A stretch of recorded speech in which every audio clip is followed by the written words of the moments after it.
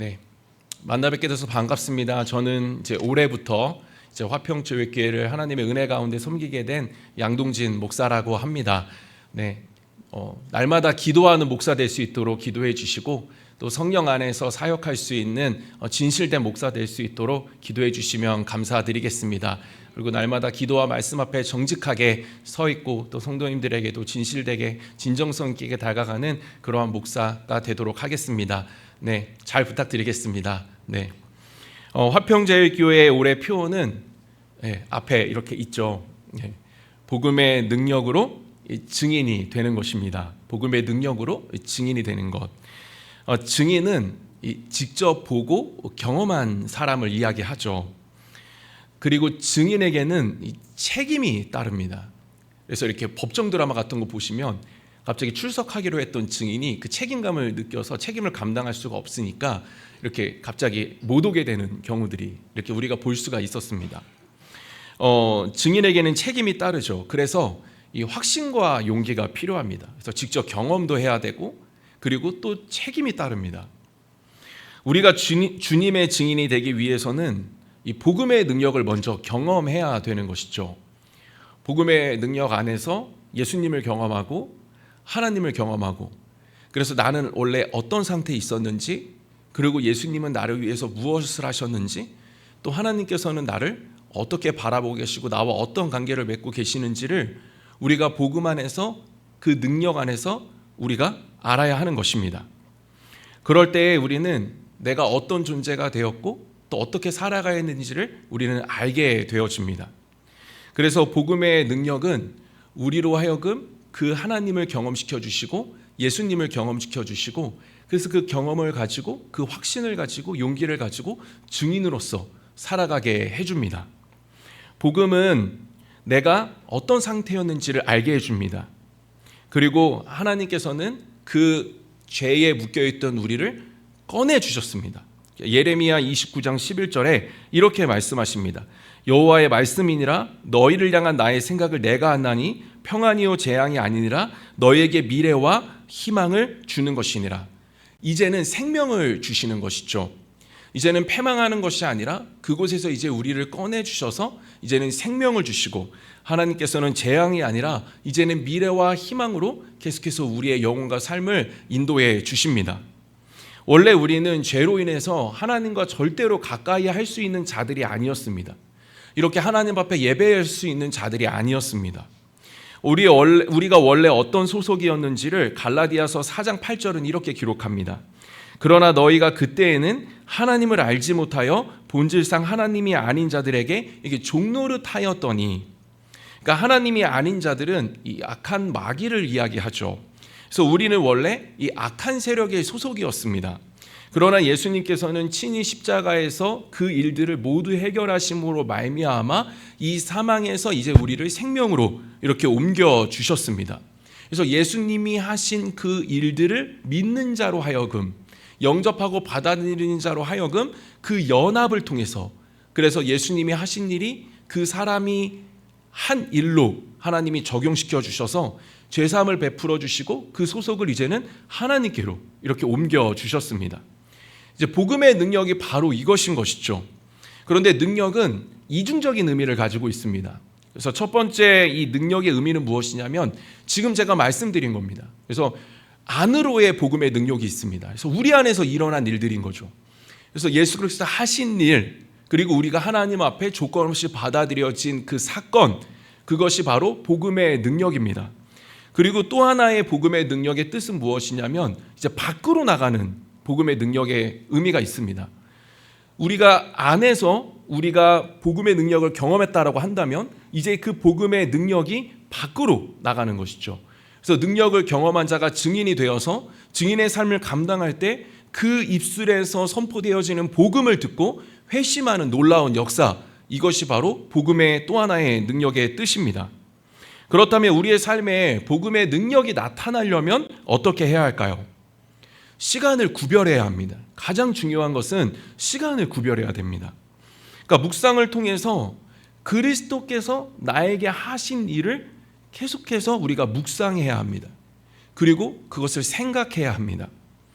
우리의 삶은 너무나도 분주하고 바빠서 이렇게 뭔가 삶의 쉼표를 찍고 묵상할 수 있는 시간을 우리에게 이렇게 허락하지 않습니다.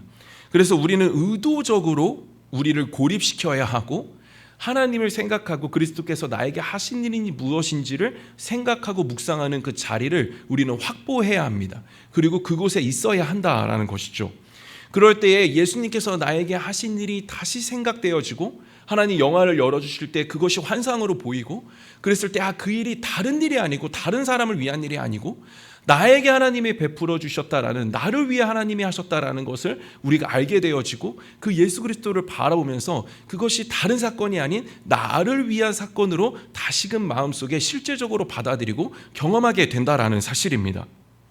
저는 저와 여러분 모두가 시간을 구별하셨으면 좋겠습니다. 그래서 쉼표를 찍고 뭔가 할 일이 있지만 그래도 정한 시간을 하나님 앞에 드리고 그 속에서 하나님을 생각하고 그 사랑을 묵상하고 그리스도께서 나에게 하신 일들을 묵상하고 생각하심으로 말미암아 그것이 내 안에 다시 살아있는 역사로 회복되어지심으로 말미암아 그 살아있는 일을 경험한 그런 증인으로서 살아가시는 저와 여러분 모두 되시기를 주님의 이름으로 소망합니다. 주님을 경험하면 견딜 수가 없는 것이죠. 너무 좋은 것을 경험했기 때문에 견딜 수가 없는 것입니다. 사마리아 여인은 예수님을 만나게 되죠. 그러니까 여러 고민과 삶의 문제들을 해결받습니다. 잘 아시죠? 그런데 사마리아 여인이 예수님을 만나고 자신의 문제를 해결받자 어떻게 하냐면 바로 동네로 뛰어들어갑니다.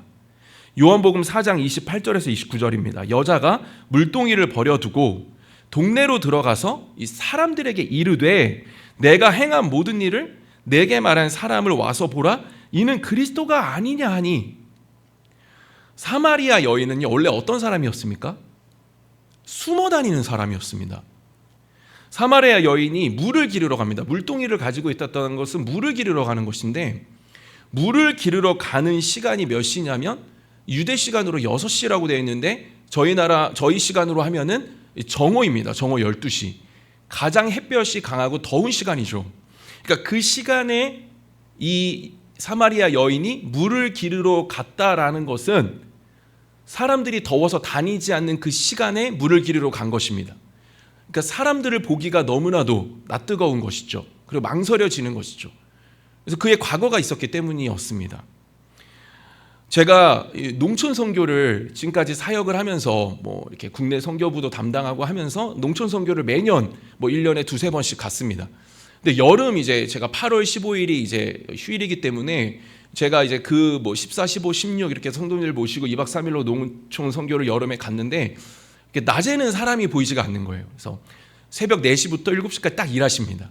그래서 새벽 기도를 딱 4시에 드리시고 4시 20분쯤 나가셔서 7시까지 일하시고 또 이제 7시부터 한 해가 질 때까지는 동네에 사람이 보이지가 않는 거예요.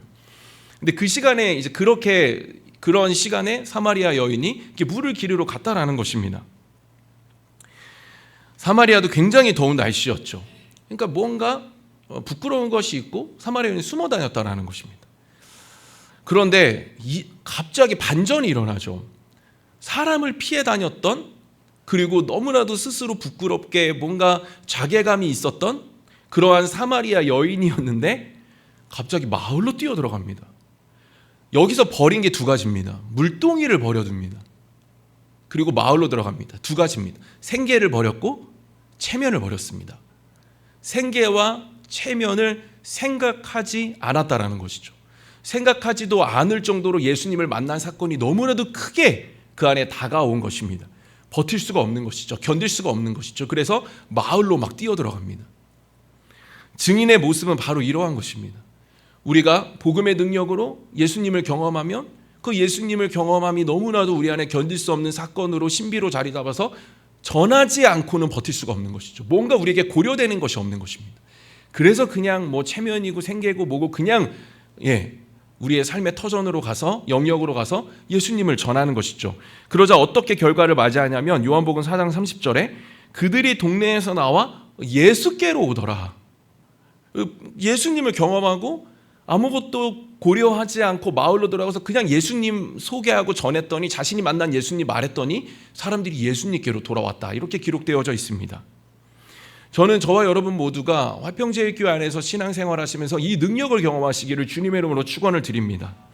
시간을 구별하시고, 그래서 그 시간에 눈을 감으면 보이면 그 예수 그리스도로 인해서 그 사랑을 느끼고, 그래서 그 능력이 내 안에 다시 살아있는 증거로 자리 잡아서 그 증거를 가지고 다시 하나님께서 보여주시고 보내신 그곳으로 나아가서 그렇게 예수 그리스도를 책임감 있게 전하고 확신과 신뢰와 용기 가운데 전하심으로 말미암아 많은 이들을 주께로 돌아오기는 일에 쓰임받는 저와 여러분 모두 되시기를 주님의 이름으로 축복합니다.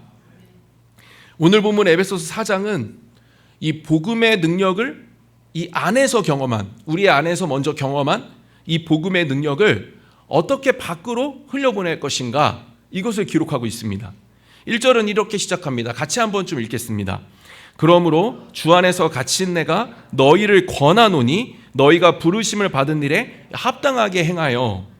그러니까 에베소서의 구조는, 그러니까 바울 서신의 구조를 자세히 보시면 앞에 전반부, 후반부 이렇게 나눠집니다.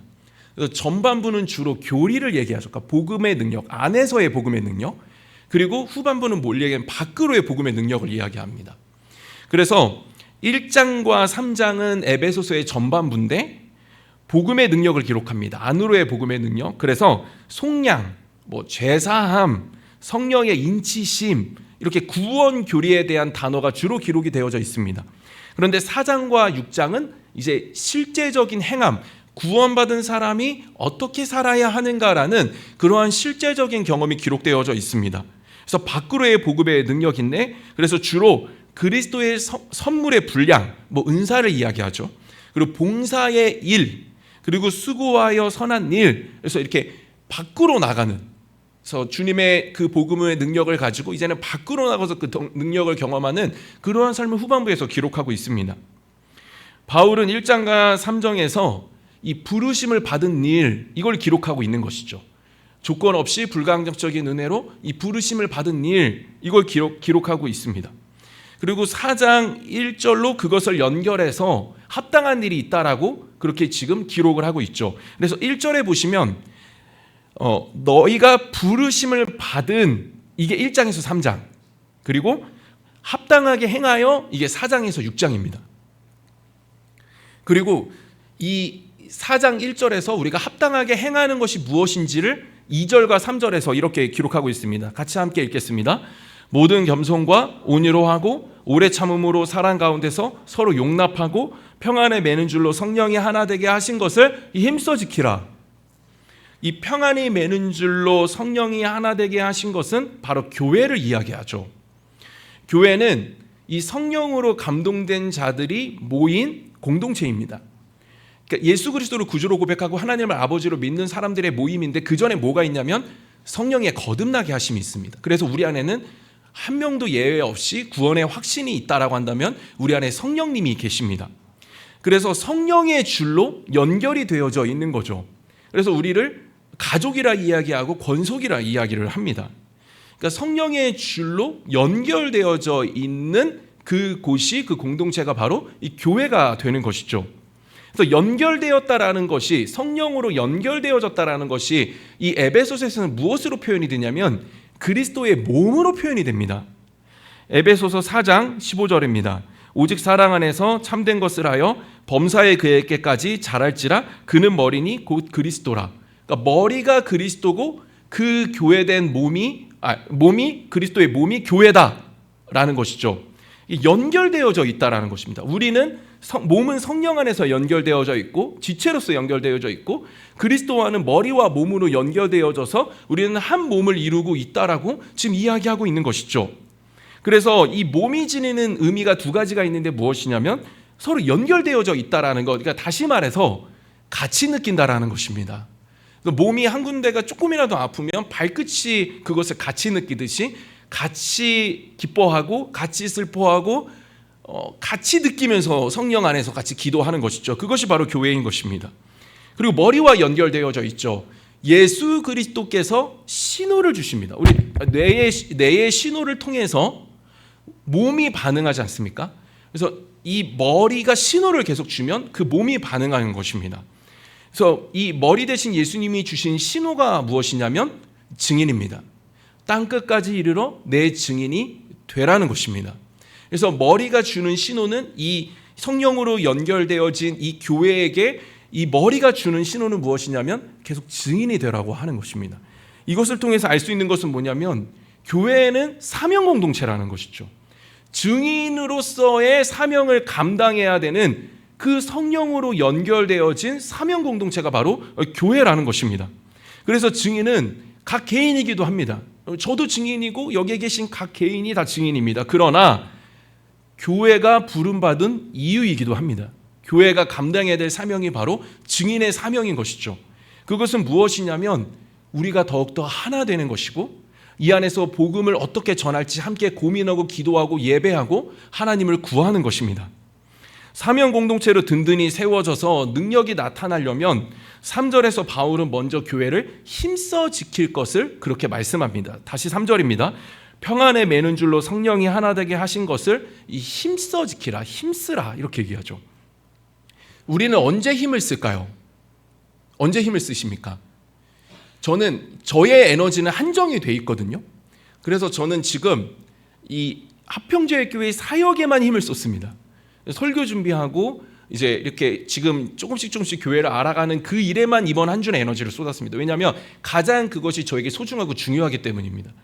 그래서 그 전에 교회 목사님들이 계속 카톡을 저에게 보내는데 왜 연락이 안 되냐, 뭐 하냐, 뭐 이러면서 연락을 보내는데 연락할 시간이 없습니다. 왜냐하면 여기에 힘을 쏟은 시간이 제가 없는 거예요. 그래서 한 번 안 보면 막 300개씩 와 있고 막 그렇습니다. 그래서 뭐 이렇게 다 일을 마치고 그때서 연락을 하게 되는데 우리의 힘은 한정이 되어 있기 때문에 에너지는 한정이 되어 있기 때문에 우리는 힘을 쏟을 때 고민을 하게 되고 결정을 합니다. 가장 중요한 것에 우리는 힘을 쏟으면서 살아가죠.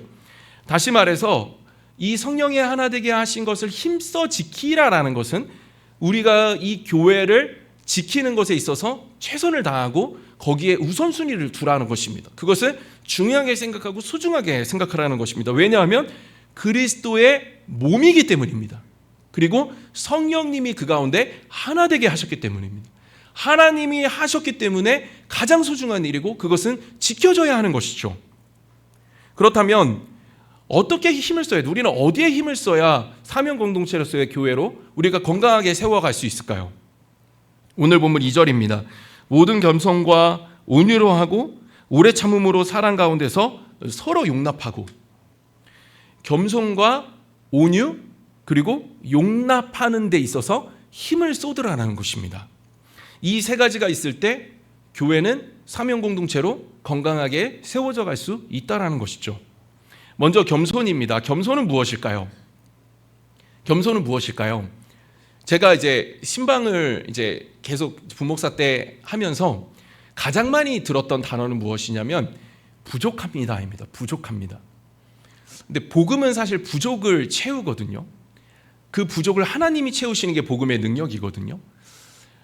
자녀 양육에 있어서 부족함을 느끼시고 신앙생활하는 데 있어서 부족함을 느끼시고 그래서 저는 괜찮은데 괜히 이제 목사가 신방을 오니까 괜히 부끄러워하시고 또 부족하다라고 말씀하시고 또 이제 제가 이렇게 교구 안에서 좀 이제 함께 섬겼으면 좋겠다. 뭐 이렇게 좀 순장으로 섬겨달라, 이렇게 목자로 섬겨달라 이렇게 말씀을 드리면 저는 부족해서 할 수가 없다고, 저는 못한다고 뭐 이렇게 말씀하시는 겁니다. 근데 겸손은 이러한 것이 겸손이 아니죠.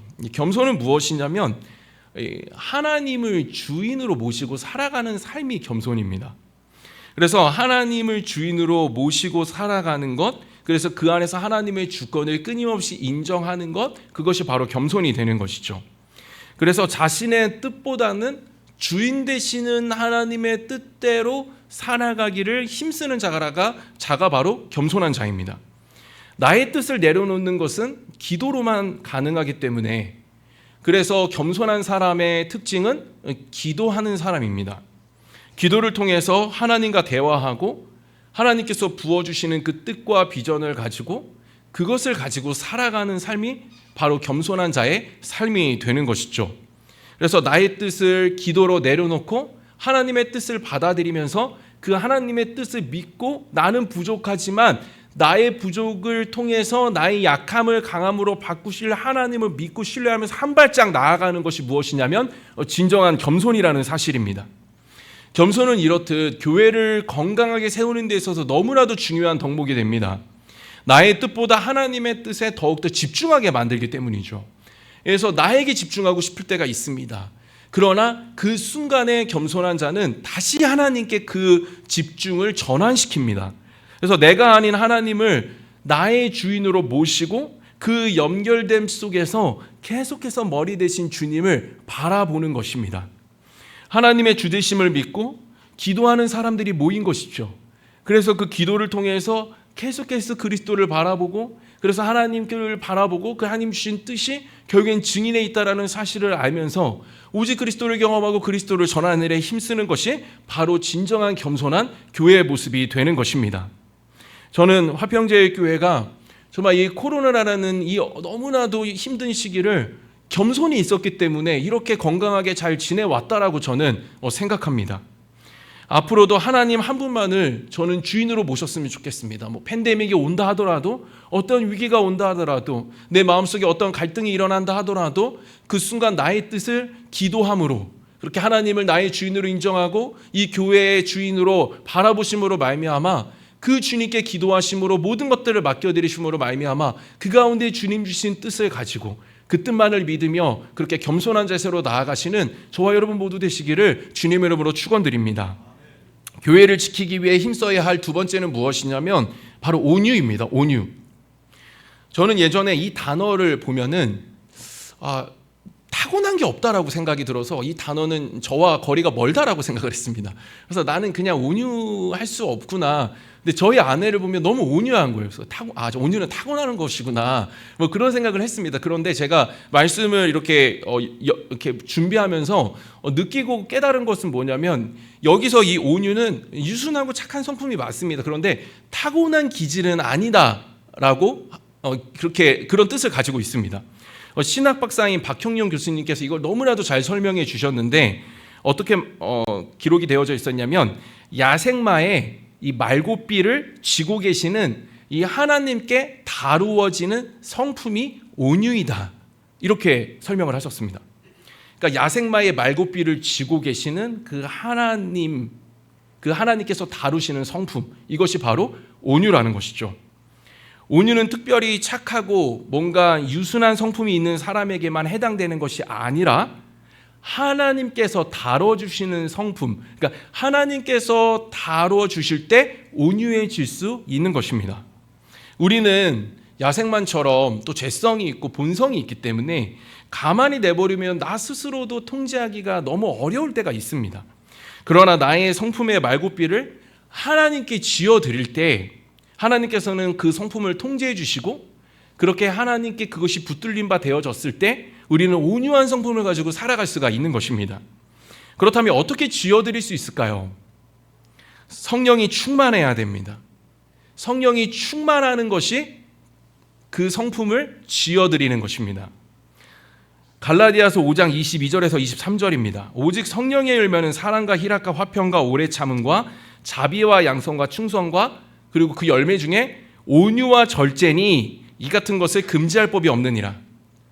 성령이 충만하면 그 안에 무엇이 있습니까? 온유가 있습니다. 성령을 구하는 것, 성령이 충만한 것이 하나님 앞에 우리가 말고삐를 지어드리는 것입니다. 우리가 성령을 구할 수 있는 것은 특권입니다. 충만을 구할 수 있는 게 하나님이 우리에게 주신 복입니다.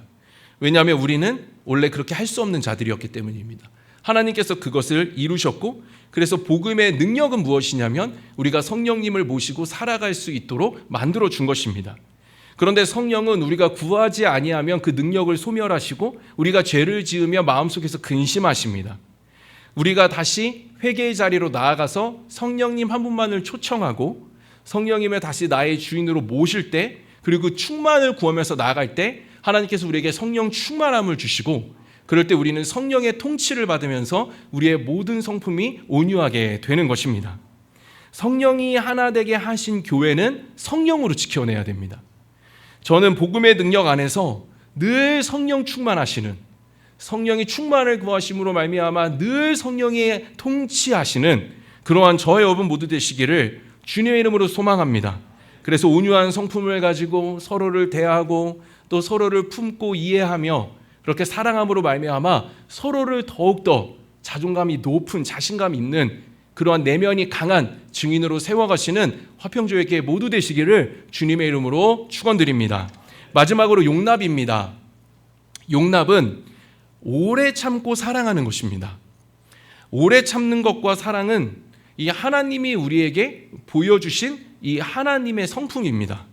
그래서 복음은 이 하나님의 오래 참음과 사랑이 우리 가운데 어떻게 나타나게 되었는지를 우리에게 늘 깨닫게 해줍니다. 그래서 복음의 능력을 경험한 자는 그것이 너무나도 감사해서 빚진 자로서 살아가게 됩니다. 무조건적인 선택과 사랑을 받았기 때문에 아무 조건 없이 그것이 나에게 주어졌기 때문에 그에 대한 반응으로 빚진 자, 그래서 은혜를 갚기 위해서 은혜를 주신 분의 그 뜻을 가지고 살아갑니다. 그것이 무엇이냐면 빚진 자로서 이 빚진 마음을 가지고 이웃을 섬기고 사랑하는 것입니다. 이웃의 빚을 같이 탕감해 주는 것이죠. 내가 받은 인내와 사랑이 우리 안에 있습니다. 묵상하고 생각할 때 다시 그것을 우리가 찾을 때 하나님께서는 우리 안에 있는 것을 발견하게 하시고 깨닫게 해주십니다. 그러면 우리 안에 있는 것이 흘러갑니다. 사람은 자기 안에 있는 것이 그대로 흘러가는 것이거든요. 그래서 하나님께서 주시는 인내와 사랑이 있으면 우리 안에 있는 인내와 사랑이 그대로 결정체가 되어서 흘러갑니다. 그래서 밖으로의 복음이 되어져서 그것이 영향력이 되고 그것이 열매가 되는 것이죠. 갈라디아서 5장 13절입니다. 형제들아 너희가 자유를 위하여 부르심을 입었으나 그러나 그 자유로 육체의 기회를 삼지 말고 오직 사랑으로 종노릇하라. 제가 말씀 초반부에 우리는 어디에 종노릇하고 있었다고 말씀을 드렸죠? 악한 세력. 근데 이제는 어디에 우리가 종노릇을 해야 될까요? 이웃에게 종노릇을 하는 겁니다. 왜냐하면 이제 그 소속이 옮겨졌기 때문에 그 소속에 맞는, 그 주인에 맞는 그 종노릇을 해야 되는 것이죠. 그것이 무엇이냐면 서로 이웃을 섬기고 사랑하고 인내하는 것입니다.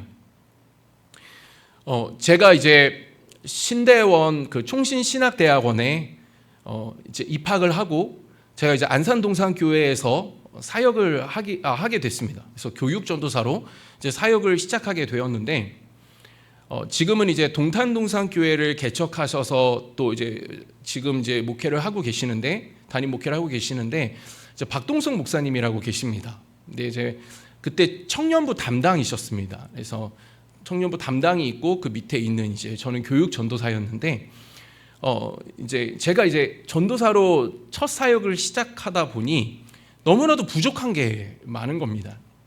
실수도 많이 했습니다. 심지어는 제가 이제 주일 예배 광고를 이렇게 PPT를 만들었는데 예배당에 이렇게 그 광고가 PPT가 이렇게 띄어집니다. 근데 제가 그날 다음 주일 청년 예배는 쉽니다. 제가 쉽니다 이렇게 쓴 겁니다. 이게 뭘 모르는 거죠. 근데 이제 그 주일날 그 광고를 보신 김인중 목사님이 이제 회의 때 오셨어요. 그러니까 저녁 8시에 이제 종례를 하거든요. 끝나는 회의를 다 이제 교육자들 모여서 하는데 김인중 목사님이 갑자기 막 빠른 걸음으로 따다닥 들어오시더니 청년부 어디 있어? 그러시는 거예요. 그래서 갑자기 박동성 어떻게 된 거야? 그런데 박동성 목사님이 죄송합니다. 다음부터 안 오겠습니다. 예배를 쉬어? 죄송합니다. 이렇게 된 거예요. 근데 갑자기 박동성 목사님이 그럼 저에게 한마디 하셔야 되지 않습니까? 근데 아무 말도 안 하시는 거예요. 그래서 제가 찾아갔습니다. 한 3일이 지나서 아무 말도 안 하시길래 제가 찾아가서 말씀을 드렸습니다. 목사님 죄송해요 그랬더니 괜찮다. 딱 그러시니까 대구 분이시거든요. 그래서 저한테 그렇게 말씀을 하시는 거예요. 근데 제가 3년 동안 목사님에게 경험한 은혜는 용납입니다. 용납. 그래서 제가 실수하고 제가 부족해도 저에게 늘 해주시는 말씀이 있었습니다. 무엇이냐면 나는 너랑 사역하는 게 너무나도 좋아. 동진아 나는 너랑 사역하는 게 너무나도 좋아. 이 말씀을 제가 의심할 때마다 저를 의심할 때마다 늘 해주셨어요. 그리고 실수할 때마다 늘 해주셨습니다. 그러자 제가 하나님이 나를 이렇게 용납해 주셨구나라는 사실을 목사님을 통해서 제가 알게 됐습니다. 근데 제가 용납을 받으니까 어떻게 변하기 시작했냐면 제가 여유가 생기기 시작하고 마음의 상처들이 치유가 되기 시작하고 제가 다시 제 안에 내면이 회복되는 것을 경험하게 되었습니다. 그러자 제 사역이 어떻게 되기 시작하냐면 괜찮은 겁니다. 괜찮다라는 말을 들으니까 괜찮은 겁니다. 그래서 이제는 기능적으로 접근하지 않습니다. 저는 존재적으로 접근하는 것을 목사님을 통해 배웠고 그 존재가 얼마나 소중하고 그래서 소중한 그 존재를 내가 어떻게 받아들여야 되는지를 저는 계속해서 목회 시간들을 통해서 배우고 또 여기까지 왔습니다. 우리가 받은 사랑은 이미 우리 안에 있습니다. 그러나 우리의 삶이 그것을 가끔 잊어버리게 만들고 망각할 때가 있습니다. 그래서 우리는 시간을 구별해야 되고 그 그리스도가 나를 어떻게 받아들여 주셨고 우리는 어떻게 하나님께 용납되었는지를 우리는 날마다 생각하고 묵상해야 됩니다. 그럴 때 우리 안에 그 복음의 능력이 다시 새롭게 회복되어지고, 그럴 때 우리는 받아들여진 존재로서 그 빚진 마음을 가지고 이 상대, 나의 이웃을 받아들이면서 그렇게 살아갈 수가 있습니다. 저는 화평제일교회가 정말 표로만 남는 것이 아니라 진짜 올 한 해 복음의 능력을 안에서 경험하고 그래서 밖으로 그 능력을 나타내는 하나님의 영광스러운 교회가 되기를 주님의 이름으로 소망합니다. 우리 안에 이 세 가지, 정말 하나님께서 겸손과 온유와 이 용납, 이것을 우리에게 주시기를 소망하고, 그래서 하나님 주시는 이 세 가지를 우리 안에서 성실하게 실천하심으로 말미암아 서로를 세우고 또 이 교회를 든든히 세워서 증인이 되는 사명 공동체로서 하나님 안에서 칭찬받는 교회로 든든히 세워져가는 우리 귀한 교회와 저와 여러분 모두 되시기를 주님의 이름으로 축원드립니다.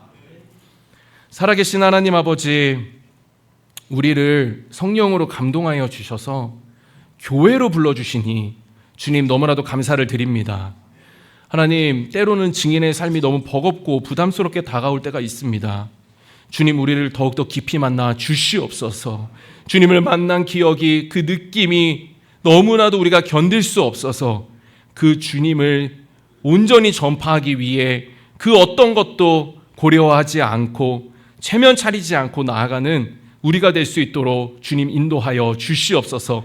날마다 하나님을 나의 주인으로 모시고 겸손한 교회가 되게 하여 주시옵시고, 하나님, 하나님에게 모든 것들을 드림으로 말미암아 하나님의 통치하시는 성령의 통치를 받는 성품이 우리 가운데 있게 하여 주시옵시며, 우리를 용납해 주신 하나님께 빚진 마음과 빚진 그 은혜를 우리가 갚기 위해서 하나님, 이웃을 용납하는, 그래서 그 이웃을 세우고 살리는 우리 모두로 나아갈 수 있도록 주님 역사하여 주시옵소서. 하나님, 이제 또 한 주를 시작합니다. 성령으로 충만하게 하여 주셔서 어떠한 두려움이 틈타지 않게 하여 주시옵시고, 새로운 피조물로서의 증인으로서의 정체성을 가지고 신뢰와 용기를 가지고 확신 있고 그 책임감을 가지고 온전히 주님만 전하며 나아가고 드러내는 우리가 될 수 있도록 지켜보아여 주시옵소서. 주님께 모든 것 맡겨드리오며 예수님의 이름으로 기도드렸습니다. 아멘.